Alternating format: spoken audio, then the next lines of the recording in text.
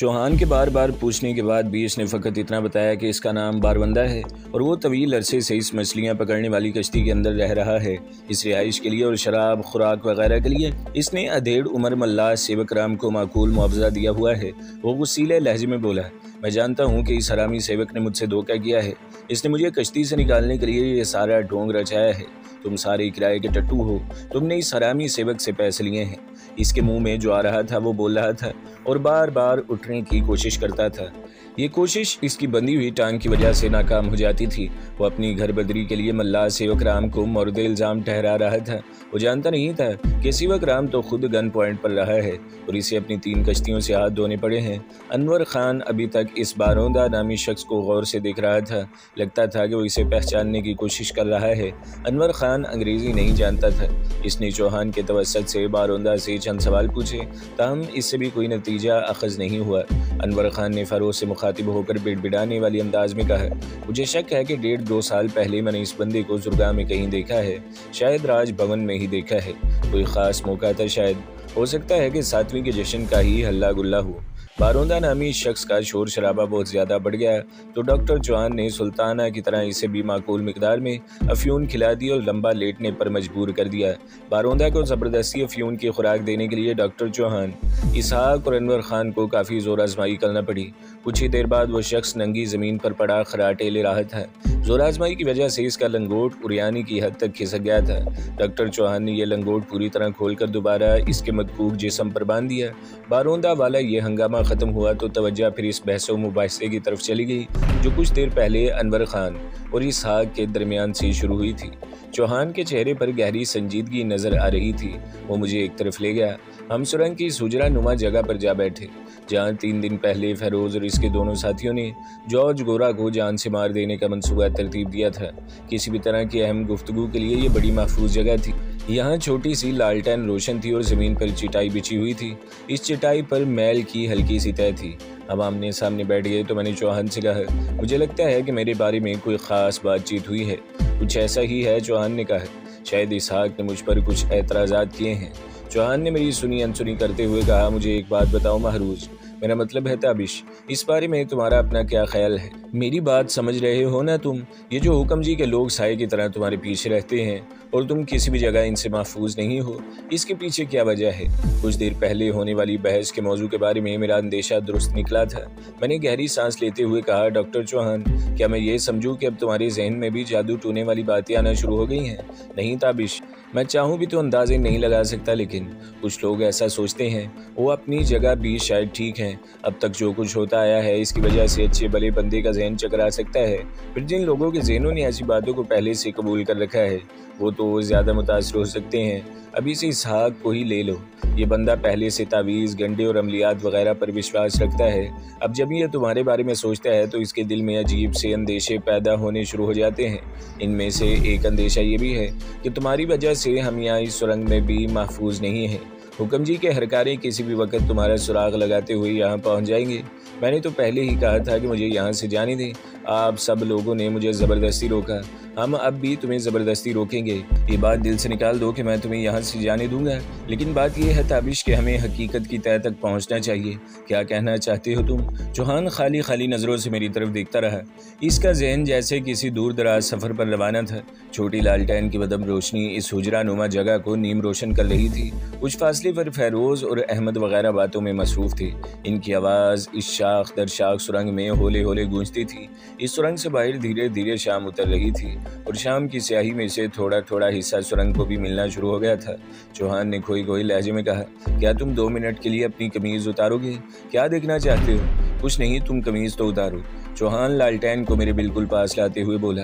मैंने कमीज़ उतार दी। वो अपना चेहरा मेरे सीने के बिल्कुल नज़दीक ले आया और बहुत गौर से कुछ देखने लगा। वो मेरी जिल्द पर हाथ फिर रहा था। बड़े ध्यान से वहाँ कुछ तलाश कर रहा था। फिर इसने पिंडलियों पर से मेरे पजामे को ऊंचा किया और घुटनों से ऊपर तक मुआयना शुरू कर दिया। कुछ मुझे भी बताओ, आखिर मैंने जच होकर कहा। वो ज़रा पीछे हट गया और दीवार से टेक लगाकर बोला, ताबिश, मुझे कई दिनों से एक शक है। हुक्म जी और जॉर्ज जैसे लोगों से कुछ भी नामुमकिन नहीं है। ये ऐन मुमकिन है कि इन लोगों ने तुम्हारे जिस्म के अंदर कुछ छुपा दिया हो जिसकी वजह से इन्हें हरगिज़ तुम्हारी मौजूदगी का पता चल जाता हो। क्या कहना चाहते हो? मैंने चौंक कर पूछा। तुम्हें पता ही होगा। जदीद टेक्नोलॉजी आजकल क्या क्या करिश्मे दिखा रही है। जंगली और समुद्री हयात पर रिसर्च करने वाले लोग जानवरों के जिस्म में छोटी छोटी चिप्स रख देते हैं। ये चिप्स ताकतवर सिग्नल्स देती हैं और इन सिग्नल्स के जरिए जानवरों को घने जंगल और गहरे समंदर में भी दोबारा खोज दिया जाता है। मेरे पूरे जिस्म में सनसनाहट की लहरें दौड़ गईं। चौहान ने एक अनोखा नुक्ता बयान किया था। मैंने इससे पहले इस अंदाज में सोचा ही नहीं था। मैंने हैरत के समंदर में गोते खाते हुए पूछा, तो क्या वाकई मैं अपने जिस्म में कोई चिप लिए फिरता हूँ जो हुक्म जी के अहलकारों को मेरी लोकेशन की खबर देती रहती है? चौहान बात जारी रखते हुए बोला, ये चिप छोटे से ऑपरेशन के जरिए जानवर के जिस्म में रखी जाती है या फिर इसे एक ऐसा कॉलर पहना दिया जाता है जिसमें चिप मौजूद होती है। ऐन मुमकिन है कि हुक्म जी और जॉर्ज वगैरह ये तरीका इन कैदियों पर इस्तेमाल करते हों जिन्हें वो हर सूरत इस स्टेट की हदूद में रखना चाहते हों। मेरी बात समझ रहे हो ना तुम? मैंने इस बात में सर हिलाया। मैंने सुना है कि मारिया का शोहर सर्जन है और जॉर्ज का गहरा दोस्त भी है। अपने लहजे में हैरत की लहर खुद मुझे भी महसूस रही थी। मेरा अपना जहन भी इस रुख पर सोच रहा था। चौहान ने फौरन कहा, यह बात ऐन मुमकिन है कि कैदियों के अंदर चिप रखी जाती हो और ये काम मारिया का शोहर स्टील अंजाम देता हो। मैंने इससे पहले भी अंदाज़ा लगाया है कि ये लोग यहाँ स्टेट में बड़ी राजदारी से मुख्तलिफ कामों के लिए जदीद टेक्नोलॉजी इस्तेमाल करते हैं। ये काम जॉर्ज और इसके 2-4 साथियों के ज़िम्मे है, लेकिन मुकामी लोगों को बेवकूफ़ बनाने के लिए, उनकी तोहम परस्ती से फ़ायदा उठाने के लिए ऐसे कामों का सेहरा हुक्म जी के सर बांध दिया जाता है। मुकामी लोग चूँकि हुक्म जी को रूहानी पेशवा भी मानते हैं, इसलिए उन्हें फ़ौरन विश्वास हो जाता है कि फ़लाँ काम हुक्म जी ने अपनी अंदरूनी शक्ति की मदद से किया है। मिसाल के तौर पर यह कैदियों वाला मामला ही देख लो। यहाँ के सादा लोग यही समझते हैं कि इन कैदियों को जादू के जरिए कील दिया जाता है और वो यहाँ से निकल नहीं सकते।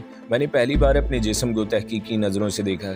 अगर वाकई मेरे अंदर कोई चिप वगैरह रखी गई थी तो फिर इसका कोई निशान होना चाहिए था, और अगर ये चिप गहराई में नहीं थी, बालाई जल्द के नीचे थी, तो फिर टटोलने से इसे महसूस भी किया जा सकता था। मैं चक्कर में पड़ गया। चौहान बोला, ऐसे करते हैं कि मैं थोड़ी देर के लिए बाहर चला जाता हूँ। वहाँ मोड़ पर खड़ा होकर मैं ध्यान रखूँगा कि कोई इस तरफ ना पाए। तुम अपने सारे कपड़े उतार लो और बड़े ध्यान से देखो कि कहीं कोई कट वगैरह का निशान तो नहीं है। मैंने इस बात में सर हिलाया। चौहान उठकर बाहर चला गया। मैंने खुद को बेलिबास किया और जहाँ जहाँ तक मेरी निगाह जाती थी खूब अच्छी तरह अपनी जिल्द का जायजा लिया। जिस्म को टटोल कर और दबा कर भी किसी चीज़ की मौजूदगी का अंदाज़ा लगाने की कोशिश की, लेकिन कुछ हासिल नहीं हुआ। जिस्म पर जो चंद एक ज़ख्म मुंतमिल हो चुके थे, इनके नीचे भी कुछ छुपाया जा सकता था, लेकिन ऐसा होता तो फिर टटोलने और दबाने से कुछ न कुछ महसूस होना लाजमी था। करीबन आधे घंटे बाद चौहान वापस आ गया। वो सवालिया नज़रों से मेरी तरफ देख रहा था। मैंने नफ़ी में सर हिलाया। कट का निशान तो कहीं नहीं, ना ही कहीं कोई स्ट्रेटेजिक वगैरह है। मैंने पाजामा पहन लिया था, लेकिन मलाई जिस्म अभी तक पुरियां था। वो बारीक बीनी से एक बार फिर मेरी कमर और कांधों वगैरह का मुआयना करने लगा। ये बात बिल्कुल सामने की थी कि अगर चौहान की थ्योरी दुरुस्त है और मेरे जिस्म में वाकई कोई चीज़ रखी गई है तो फिर जिस्म पर सर्जरी का निशान होना चाहिए था। 2-2.5 साल में तो इस तरह का निशान मालूम नहीं हो सकता।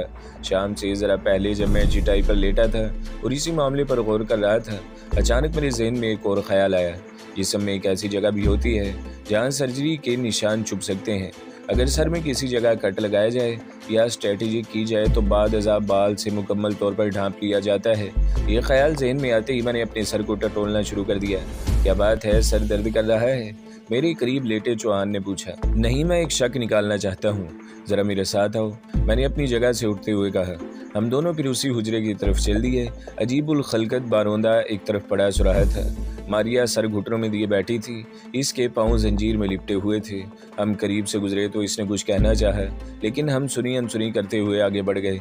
मैं अपने साथ एक टॉर्च ले आया था। हुजरानुमा जगह पर पहुंचकर मैंने टॉर्च चौहान के हाथ में थमाई और इसे कहा कि वो मेरे सर का मुआयना करे। चौहान ने टॉर्च की तेज़ रोशनी में मेरे सर को देखना शुरू किया। जब वो गद्दी की तरफ आया तो इसकी उंगलियां एकदम ठिठक गईं। गद्दी पर नीचे की तरफ जहाँ से सर के बाल शुरू होते हैं, इसे कुछ नजर आया था। ओ गॉड, इसने सिरसिराते लहजे में कहा, यहाँ कुछ है। 1 2 3, हाँ 3 टांके हैं। इसने सर के पीछे इस नरम जगह को चंद बार जोर से दबाया और फिर लरजते लहजे में पूछा, मेरा ख्याल है ताबिश हमने ढूंढ लिया है। यहाँ गोश्त के नीचे कुछ है, क्या तुम्हें महसूस हो रहा है? मैंने नफ़ी में सर हिलाया। इसने मेरा हाथ पकड़कर गद्दी के पूर्व गोश्ती हिस्से पर रखा और मेरी उंगलियों की पोरों को कुछ महसूस कराने की कोशिश की। मैं फौरी तौर पर तो कोई अंदाज़ा नहीं लगा सका, लेकिन इतना एहसास ज़रूर हुआ कि यहाँ कुछ है। टॉर्च की रोशनी में 4-5 मिनट की बगौर मायने के बाद चौहान ने हतमी लहजे में कहा, हमारा अंदाज़ा दुरुस्त निकला है ताबिश, यहाँ कुछ ना कुछ मौजूद है। ये चीज़ थोड़ी सी गहराई में प्लांट की गई है और इसकी वजह शायद ये हो कि वो कहते कहते खामोश हो गया। चुप क्यों हो गए, मैंने पूछा। वो बात मुकम्मल करते हुए बोला, इसकी वजह शायद ये हो कि इसे आसानी से निकाला न जा सके। आखिरी अल्फाज अदा करते हुए इसके लहजे में अंदेशे झलक रहे थे। इस झलक ने मुझे भी मुतासिर किया। वाकई अगर कोई शय यहाँ मौजूद थी और हम इसे आसानी से निकाल भी नहीं सकते थे तो फिर मसला गंभीर था। अब क्या होगा, मैंने कहा। कुछ कहा नहीं जा सकता। चौहान की पेशानी पर पसीने की कतरे नमूदार हो गए। अगर ये चीज़ यहाँ तुम्हारे जिस्म के अंदर मौजूद है तो फिर हम यहाँ महफूज नहीं हैं। हुक्म जी के अहलकार इस चिप के सिग्नल पकड़कर किसी भी वक्त यहाँ पहुँच सकते हैं। एकदम मेरे जहन में नया ख्याल आया। मैंने कहा, एक बात गौर करने की है डॉक्टर चौहान, मैं इस सुरंग में कई रातें गुजार चुका हूँ और अब तक का ये सारा वक्त बखैरियत से ही गुजरा है। कहीं ऐसा तो नहीं कि इस ज़मीन दो सुरंग में मेरा पता चलाना मुश्किल हो। मेरा मतलब है कि अगर मेरे जिस्म में वाकई कोई चिप मौजूद है तो फिर ज़ेरे ज़मीन इसके सिग्नल कमज़ोर भी तो पड़ सकते हैं या वैसे ही ख़त्म हो सकते हैं।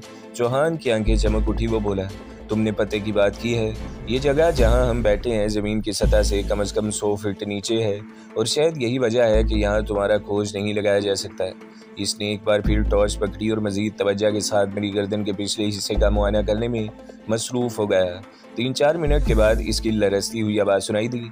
99% इम्कान इस बात का है कि हम मामले की तह तक पहुँच गए हैं। यहाँ तुम्हारे अंदर कोई सिग्नल देने वाली डिवाइस रखी गई है और ये एक चिप ही है। क्या हम किसी तरह इसे निकाल सकते हैं, मैंने पूछा। तुम्हारा ये सवाल गौर तलब है। छोटा मोटा ऑपरेशन तो मैं खुद कर सकता हूँ, लेकिन अगर ये चीज़ ज़्यादा गहराई में है और रीढ़ की हड्डी को छू रही है तो फिर मुश्किलात हो सकती हैं। मेरा तो ख्याल है कि तुम अभी कोशिश करो, मैंने कहा। नहीं, इतनी जल्दी नहीं और ना ही इतनी जल्दी की हमें कोई ज़रूरत है। ये बात तो तकरीबन कन्फर्म है कि इस सुरंग में तुम महफूज हो। अगर ऐसा ना होता तो हुक्म जी के गार्ड्स बहुत पहले यहाँ हल्ला बोल चुके होते। हमारी गुफ्तगू के दौरान में ही फ़रोज़ भी लंगड़ाता हुआ वहाँ पहुँच गया। इसके चेहरे पे परेशानी थी। इसने कहा, इसहाक अब अहमद और अनवर भाई को भी अपना हम ख्याल बनाने की कोशिश कर रहा है। इसका ख्याल है कि ताबिश की वजह से हम सब मुश्किल में पड़ जाएंगे। वो कहता है अगर ताबिश को छोटे सरकार ने नल पानी में पनाह दे दी है तो फिर इसे फ़ौरन वहाँ चले जाना चाहिए। चौहान ने कहा, यहाँ कुछ नई बातें सामने आई हैं फ़ैरोज़, और ये बात भी समझ में आ गई है कि इस सुरंग में हम ताबिश के साथ भी बिल्कुल महफूज हैं। आप क्या कहना चाहते हैं, फ़ैरोज़ ने पूछा। जवाब में चौहान ने फ़ैरोज़ को सब कुछ बता दिया। मेरे जिस्म के अंदर किसी चिप के बारे में जानकर फ़ैरोज़ हैरान रह गया। पहले तो इसे इस बात का यकीन नहीं आया, लेकिन जब सारी तफसील इसके सामने आई तो वो हमारी बातों को अहमियत देने पर आमादा हो गया। वो लर्ज़ा आवाज़ में बोला, इसका मतलब है कि वो बाकी कैदी भी जिनके बारे में कहा जावत है कि वो हुक्म जी के सहर के असर में हैं, दरअसल इस तरह से जकड़े गए हैं। इसमें कोई शक नहीं है, चौहान ने कहा। इन कैदियों में से कोई अगर फ़रार होने की कोशिश करता है तो सिग्नल पकड़ने वाले आले के ज़रिए इसका पीछा किया जाता है और वो जहाँ कहीं भी हो धर लिया जाता है। ताबिश के साथ भी बिल्कुल ऐसा ही होता रहा है और ये जब भी जुर्गा की हदों से निकला है फ़ौरन इसका पीछा किया गया है और ये जहाँ कहीं भी गया है इसको घेर लिया गया है। एक बात और भी समझ में आ रही है, फ़ैरोज़ ने तफ़हीमी अंदाज में सर हिलाया। किसी भागने वाले को जब भी पकड़ा जावत है, पकड़ने वाले तिवारी लाल और डेविड ही होवत हैं। हो सकता है इनको इस काम की ख़ास तौर पर तरबियत दी गई हो। डेविड तो जॉर्ज गौरी का करीबी साथी है और बहुत हुनरमंद भी समझा जावत है। बिल्कुल ऐसा हो सकता है, चौहान ने तायद की। ऐन मुमकिन है कि इन लोगों के पास सिग्नल रिसीव करने वाली डिवाइस और एंटीना वगैरह मौजूद होता है। इसकी मदद से वो किसी भी जगह पर अपने शिकार को ढूंढ लेते हैं। लेकिन क्या दूसरे लोगन इन बातों पर विश्वास कर लेंगे? जैसे ये इसहाक है, इसको पूरा यकीन है कि हुक्म जी जादू टूने और अमलियात का माहिर है। वो ऐसे काम कर सकता है जो आम लोगन नहीं कर सकते। इसके दिल में अजीब तरह का खौफ बैठा हुआ है। मुझे नहीं लगता कि हम आसानी से इस खौफ को निकाल सकेंगे। सच की अपनी एक ताकत होती है, वो आहिस्ता आहिस्ता ख़ुद को मनवा लेता है। अगर हम कोशिश करेंगे और हुक्म जी की साजिशों के मुनासिब सबूत देंगे तो लोग भी हकीकत को तस्लीम करना शुरू कर देंगे, चौहान ने वसूख से कहा। अभी हमारी गुफ्तगू जारी थी कि सुरंग के दहाने की तरफ खटपट सुनाई दी। फिर घंटियाँ सी बजना शुरू हो गई। हमने अपनी राइफलें संभाल ली और दहाने की तरफ लपके। ख़तरे का एहसास मेरे दिल को तूफ़ानी रफ्तार से धड़काया करता था, लेकिन आजकल ऐसा नहीं हो रहा था। आजकल इस तूफ़ानी धड़कन के बजाय सनसनी की एक लहर सी सरापे में दौड़ती थी। और दिल में मरने या मार देने की उमंग पैदा होती थी। हाँ, मौसम बदल चुके थे। हबस और घुटन की एक तवील रुत ने बिलाखिर दिलो दिमाग को एक आशोब से आशना कर दिया। हम तकरीबन दौड़ते हुए दहाने पर पहुंचे। यहाँ चंद बकरियां नजर आईं, वो जैसे ज़बरदस्ती इस कुदरती सुरंग में घुस आई थी। सांवले रंग का एक अधेड़ उम्र चरवाहा इन्हें वापस ले जाने की कोशिश कर रहा था। इसके साथ 13-14 साल का एक लड़का भी था। बकरियों के गले में बंधी हुई पीतल की घंटियों की आवाज़ पूरी सुरंग में गूंज रही थी। चरवाहे को देखकर चौहान ठटक गया और बोला, मैं इसे जानता हूँ। मेरा ख्याल है कि ये इत्तेफाक से यहाँ नहीं आया, ये कोई चक्कर है। अहमद दहाने की निगरानी पर मौजूद था। वो चरवाहे से उलझ रहा था। चौहान तेजी से इन दोनों के पास पहुंचा। अधेड़ उम्र चरवाहे ने चौहान को देखा। यूं लगा कि वो भी इसे पहचानता है, लेकिन इसने कुछ जाहिर नहीं किया। चौहान और चरवाहे में चंद जुमलों का तबादला हुआ, फिर वो दोनों एक गोशे में चले गए। कम उम्र लड़का बकरियों को समेट कर दहाने के करीब ही खड़ा हो गया। शक्ल से ही अंदाज़ा हो जाता था कि वो चरवाहे का बेटा है। दोनों का लिबास धोती, कुर्ते और पगड़ी पर मुश्तमिल था। चौहान और चरवाहे के दरमियान 5-10 मिनट बात हुई। फिर चौहान चरवाहे को लेकर हमारे पास आ गया। चरवाहे ने अपने कांधे से गठरी सी लटका रखी थी। चौहान ने सनसनीखेज लहजे में चरवाहे का तारुफ करवाते हुए कहा, इसका नाम नरेंद्र सिंह है। ये दरअसल छोटे सरकार के मुसाहिब खास मुराद शाह साहब की तरफ से खास पैगाम लेकर आया है। फिर चौहान ने इस चरवाहे नरेंद्र सिंह से कहा कि वो अपनी जुबान से सब कुछ बताए। नरेंद्र सिंह का रंग सांवला था। इसने सुरमा लगा रखा था। इसकी मेहंदी लगी दाढ़ी धूल से मिट्टी से अटी हुई थी। इसने एक ऐसी मुकामी जुबान में बोलना शुरू किया जिसके बाज़ अल्फाज मुझे कम ही समझ आ रहे थे। इस गुफ्तगू के दौरान में उन्होंने मुझे तफसील बताते हुए कहा, मुराद शाह साहब और छोटे सरकार को मालूम हो चुका है कि हम जॉर्ज की बहन मारिया को उठाकर यहाँ सुरंग में ले आए हैं। उन्होंने कहा है कि हमारा ये फेल काफ़ी सख्त है और हम इसकी मजम्मत करने पर मजबूर हैं, लेकिन वक़्त और मौका माल के लिहाज से ये फेल ठीक भी है, क्योंकि मारिया की वजह से किसी हद तक जॉर्ज वगैरह को लगाम डाली जा सकती है। छोटे सरकार और मुराद शाह साहब का कहना है कि हम मारिया को अपने पास रखें और इसके ज़रिए जॉर्ज वगैरह से कुछ बातें मनवाने की कोशिश करें, लेकिन हमारी ये कार्रवाई इस तरह होनी चाहिए कि ये हमारा अपना ही काम नज़र आवे और इसका इल्ज़ाम नल पानी वालों पर ना आवे। लेकिन इसका ये मतलब हरगिज़ नहीं कि हम इस काम में बेआसरा होंगे। हमें अंदर खाने छोटे सरकार की हिमायत हमदर्दी हासिल रहेगी और जिस तरह हो सका वो हमारी मदद भी करेंगे। ये बड़ी गैर मुतवक्के सूरत हाल थी। बाहर तो और इससे छोटे सरकार की फहमो फिरासत भी सामने आ रही थी। वो अपने बड़े भाई से खुल्लम खुल्ला टक्कर लिए बगैर इसकी नाइंसाफ़ी और मनमानी का जोर तोड़ना चाहते हैं। चौहान ने कहा, लगता है कि छोटे सरकार हुक्म जी की चालबाजियों का मुकाबला हिकमत अमली से करना चाहते हैं और अब भी इनकी ख्वाहिश है कि खुल्लम खुल्ला तज़ादुम से बचा जाए।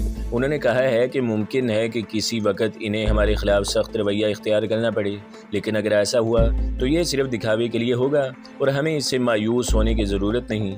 इसका क्या मतलब है? अहमद ने पूछा। क्या छोटे सरकार भी मारिया को छुड़वाने के लिए हम पर किसी तरह का दबाव डालेंगे? हाँ, कोई इस किस्म की सूरत हाल हो भी सकती है, चौहान ने कहा। चरवाहे नरेंद्र ने राजदारी के अंदर में दाएं बाएं देखा, फिर अपने कंधे से लटकी हुई गठरी हमारे सामने रख दी। इसने गठरी की गिरा खोली। गठरी के ऊपर जामन के पत्ते, चोकर और गुड़ वगैरह की छोटी छोटी पोटलियाँ थीं। इन पोटलियों के नीचे 2-3 बड़ी ख़ास चीज़ें थीं। एक फ़ौजी तर्ज की ताकतवर दूरबीन थी, एक स्नाइपर गन थी जिसको खोलकर 3-4 टुकड़ों में रखा गया था। इस पर भी छोटी टेलीस्कोप लगी हुई थी। एक छोटा सा लकड़ी का बक्स था, इसमें मरहम पट्टी का सामान था। कुछ एलोपैथिक और देसी दवाएं भी बक्स में मौजूद थीं। नरेंद्र सिंह ने मुकामी ज़ुबान में चौहान से कुछ कहा। चौहान ने इसका तर्जमा करते हुए मुझे बताया, नरेंद्र बता रहा है कि छोटे सरकार और मुराद शाह साहब ये चाहते हैं कि हम अब मारिया के अगवा को राज में न रखें, इसकी जिम्मेदारी कबूल कर लें। इसकी वजह? मैंने पूछा। वजह यही है जो हमारे जहन में भी आई थी। जुर्गा में हुक्म जी ने सुल्ताना के वालिद और बीमार भाई को पकड़ लिया है। वो इस वक्त जॉर्ज की जेल में हैं। इनके साथ कुछ भी हो सकता है। इसके अलावा भी जुर्गा के मुख्तलिफ इलाकों से 50-60 लोग पकड़े गए हैं। इन पर जॉर्ज के घर के सामने मुजाहिरा करने, गोली चलाने और तोड़ फोड़ मचाने का इल्ज़ाम है। ये सब के सब मुसलमान हैं। इनमें अनवर खान के 3-4 रिश्तेदार भी शामिल हैं। अगर हम इन सब लोगों की जान बचाना चाहते हैं तो इसका तरीका एक ही है, हम ऐलान कर दें कि मारिया हमारे पास है और इसकी ज़िंदगी तब ही महफूज रह सकती है जब हिरासत में लिए गए लोगों को कोई नुकसान न पहुँचे। तो दोस्तों, अगली किस्से सुनने के लिए हमारे चैनल को ज़रूर सब्सक्राइब करें, वीडियो को लाइक करें और बेल के आइकन पर भी क्लिक कर दें ताकि हर जो आने वाली वीडियोज़ हैं वो आपको सबसे पहले मिलती रहें।